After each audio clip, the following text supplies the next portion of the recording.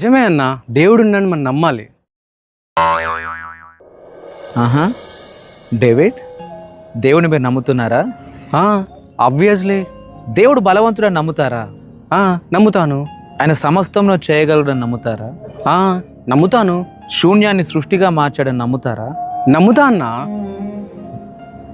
నమ్మితే ఎందుకయ్యా కలవరపడుతున్నారు? ఎందుకు భవిష్యత్తుని గురించి భయపడుతున్నావు?